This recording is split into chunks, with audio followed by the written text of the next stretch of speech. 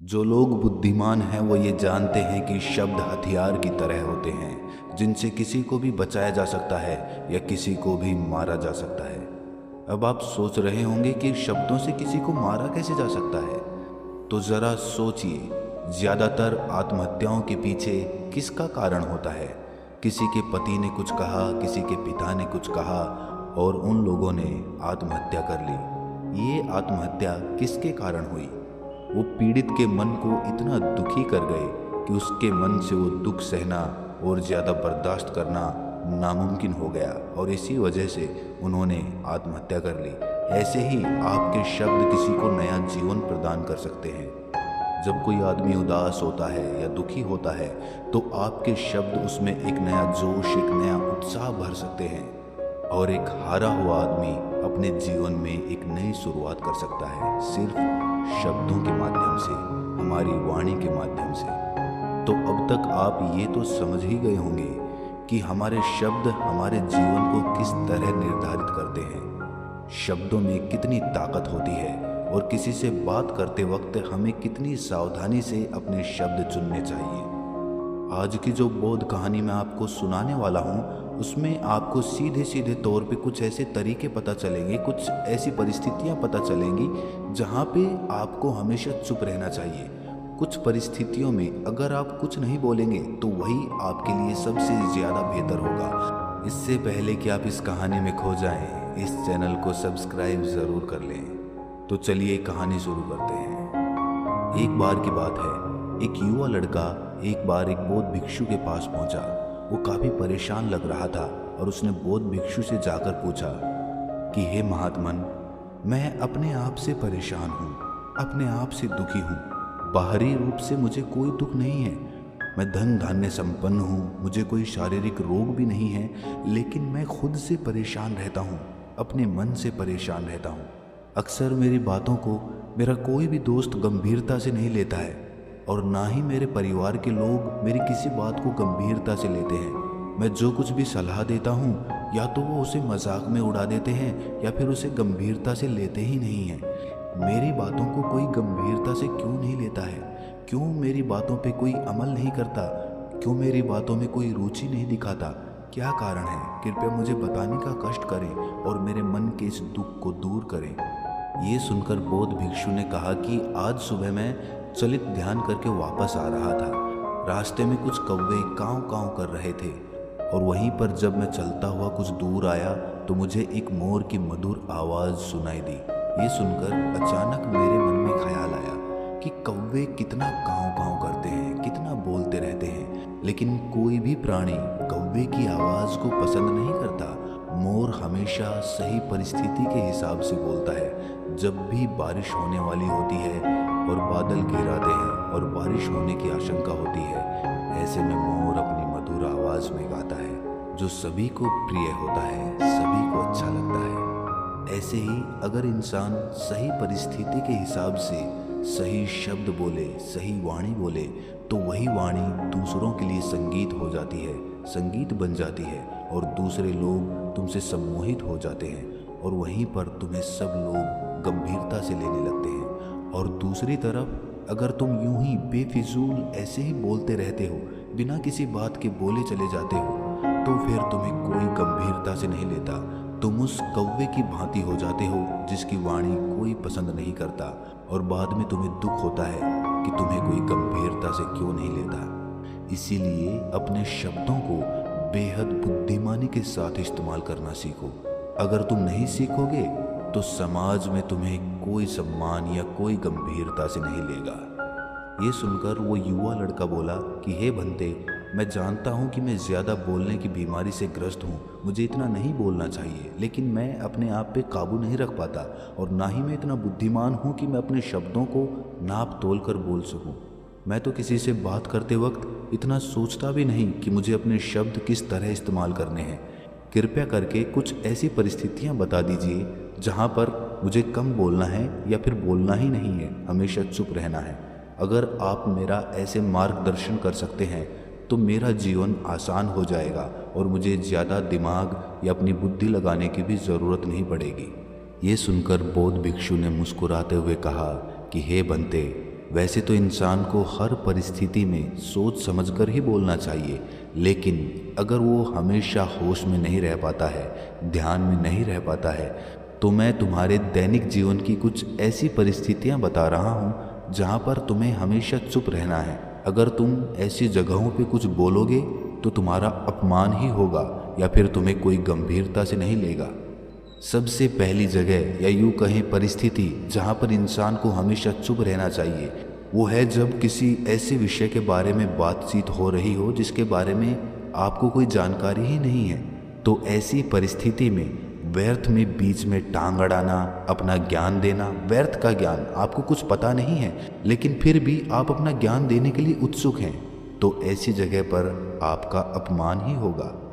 ज़रा तुम खुद सोचो, जब कोई बीमार आदमी अपनी बीमारी के बारे में चर्चा कर रहा हो और आपको औषधियों के बारे में कोई भी ज्ञान नहीं है, लेकिन फिर भी आप व्यर्थ में, बेकार में उसे ऐसी ऐसी औषधियाँ बता रहे हैं जिनका उसकी बीमारी से कोई तालमेल ही नहीं है, तो ऐसे में आप अपनी प्रतिष्ठा अपने हाथों से गंवा रहे होते हैं और आपको पता ही नहीं होता। ऐसी परिस्थिति में आदमी को हमेशा सुनना चाहिए। ध्यान से सुनना भी एक कला होती है। अगर आप सुनने का दिखावा करेंगे तो कहीं ना कहीं सामने वाले आदमी को ये एहसास हो जाता है कि ये मेरी बात पूरे ध्यान से नहीं सुन रहा है। इसीलिए जब आपको किसी विषय के बारे में पूरी तरह से जानकारी ना हो तो वहाँ पर केवल अपने कान लगाना ही ज़्यादा महत्वपूर्ण होता है, ज़्यादा ज़रूरी होता है। आप उस इंसान की बातें ध्यान से सुन सकते हैं और इसी बीच आप दोनों के बीच एक संबंध पैदा होगा और वो संबंध सच्चा होगा क्योंकि आपने उसकी बात को बड़े ही ध्यान से सुना है और इस बात का पता सामने वाले को भी होता है। तो हम बिना कुछ बोले सिर्फ सुनने मात्र से किसी को अपना दोस्त या अपना मित्र बना सकते हैं। इस बात को हमेशा ध्यान में रखना। दूसरी जगह जहाँ इंसान को हमेशा चुप रहना चाहिए वो है खाना खाते वक्त। खाना इंसान को हमेशा चुप रहकर खाना चाहिए, मौन रहकर खाना चाहिए। महात्मा बुद्ध और उनके भिक्षु हमेशा चुप रहकर भोजन करते हैं, शांत भाव से भोजन करते हैं, परिपूर्ण होकर भोजन करते हैं, पूरी तरह से करते हैं, एक एक टुकड़े का स्वाद लेकर भोजन करते हैं। और ऐसा भोजन जब आपके शरीर में पहुंचता है तो वो आपके अंग अंग तक ऊर्जा पहुंचाता है। अक्सर हम भोजन करते वक्त कुछ ना कुछ बोलते रहते हैं, कुछ ना कुछ सुनते रहते हैं, लेकिन मौन रहकर पूरा स्वाद लेकर उस भोजन को कभी नहीं करते। हम उस भोजन को करते वक्त आधे अधूरे ही रहते हैं और इसीलिए हमारा शरीर रोगों से ग्रस्त हो जाता है। जरा तुम खुद सोचो, बौद्ध भिक्षु हमेशा भिक्षा लेकर भोजन करता है और भिक्षा भी कितनी, बिल्कुल मामूली सी, और वो भी एक वक्त। तो एक वक्त भोजन करने के बाद भी वो इतने स्वस्थ रहते थे, इतने उत्साह, जोश और आनंद से भरे होते थे। और हम तो इतना खाना खाते हैं, इतनी सारी भोजन की सामग्रियां हमारे लिए उपलब्ध होती हैं, लेकिन हमारे शरीर में कोई ऊर्जा नहीं होती। इसका सबसे बड़ा कारण होता है कि हम अपना भोजन होश में नहीं करते हैं, परिपूर्ण होकर नहीं करते हैं, मौन रहकर नहीं करते हैं। इसीलिए अपना भोजन हमेशा मौन रहकर ही करो। तीसरी जगह या यूँ कहें परिस्थिति जहाँ पर अगर आपने चुप रहना सीख लिया तो इसका मतलब ये है कि आपने अपने ऊपर विजय हासिल कर ली। जी हाँ, गुस्से में शांत रहना या चुप रहना इतना आसान नहीं होता है। अक्सर हम गुस्से से भरकर कुछ ऐसे शब्द या अपशब्द बोल जाते हैं जिसका पछतावा हमें हमेशा रहता है, लेकिन जुबान से निकला हुआ शब्द वापस नहीं हो सकता, उस शब्द को मिटाया भी नहीं जा सकता। अब वो जिंदगी भर हमारे दामन से जुड़ चुका है और वो गुस्से में बोला गया अपशब्द हमारे चित्त को समय समय पर बेचैन करता रहता है, दुखी करता रहता है। लेकिन गुस्से के वक्त चुप रहना सीखना भी एक बहुत बड़ी कला होती है। गुस्से में आदमी का अपने ऊपर काबू कहाँ रहता है, अपनी इंद्रियों को वो वश में कहाँ रख पाता है। इसीलिए इस कला को आप तभी सीख सकते हैं जब आप गुस्सा भी होश में रहकर कर पाए। जब भी आपको गुस्सा आए, आपके दिमाग में सिर्फ एक ही बात आए कि मुझे चुप रहना है, मुझे किसी से कुछ गाली गलौज नहीं करना, किसी को कोई अपशब्द नहीं बोलना। और जब ये विचार गुस्से के साथ जुड़ जाता है और धीरे धीरे ये आदत बन जाता है तो आप अपने गुस्से को भी काबू में करना सीख जाते हैं। जब भी कभी गुस्सा आए तो किसी को कुछ बोलने की बजाय कुछ शारीरिक व्यायाम करना शुरू कर दो। उछलना, भागना, दौड़ना, जाके जिम करना, कुछ भी आप ऐसा व्यायाम कर सकते हो जिसमें आपका शरीर थक जाए। आप पाएंगे कि जब आपका शरीर थक जाता है तो आपका मन भी शांत हो जाता है। आपने उस गुस्से की ऊर्जा को एक सकारात्मक रूप दे दिया। और यही बुद्धिमान व्यक्ति की पहचान होती है, जो दूसरों के तानों से भी अपना घर बना लेता है, अपनी कामयाबी के रास्ते निकाल लेता है। वही सच में बुद्धिमान आदमी है।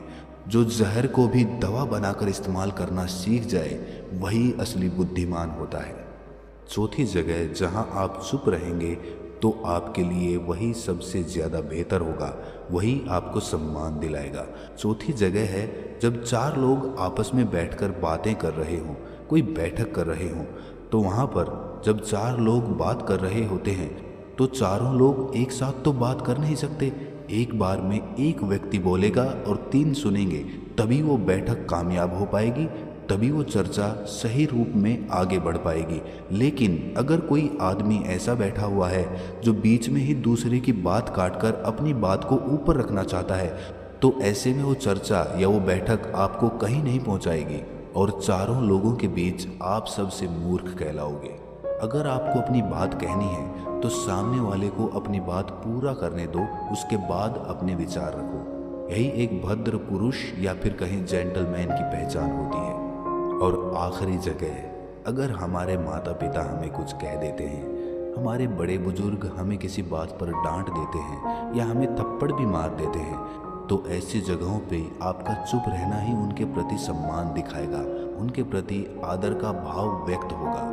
अगर आप उनके सामने उनका विरोध कर देते हैं, उनका प्रतिरोध कर देते हैं, तो वो गुस्सा तो थोड़ी देर बाद शांत हो जाएगा, लेकिन वो कही गई बात, वो विरोध किया हुआ शब्द या फिर कुछ भी उल्टा सीधा हमेशा आपके मन को सताएगा और आपके माता पिता को हमेशा यही लगेगा कि आज ये हमारी इज्जत नहीं करता, आज ये हमारी बात नहीं मानता, क्योंकि ये कमाने लग गया है, ये बड़ा आदमी बन गया है। ऐसी ऐसी बातें उठेंगी, ऐसे ऐसे तंज कसे जाएंगे। इसीलिए ऐसी जगहों पे आप मौन रहिए, चुप रहिए, कुछ मत बोलिए। अपने गुस्से को अपने अंदर ही पी लीजिए, कुछ व्यायाम कर लीजिए, भाग लीजिए, दौड़ लीजिए, आपका मन अपने आप शांत हो जाएगा।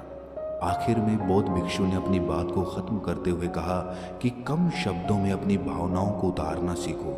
शब्द हथियार की तरह होते हैं। बोलो तो होश में बोलो, ध्यान में बोलो।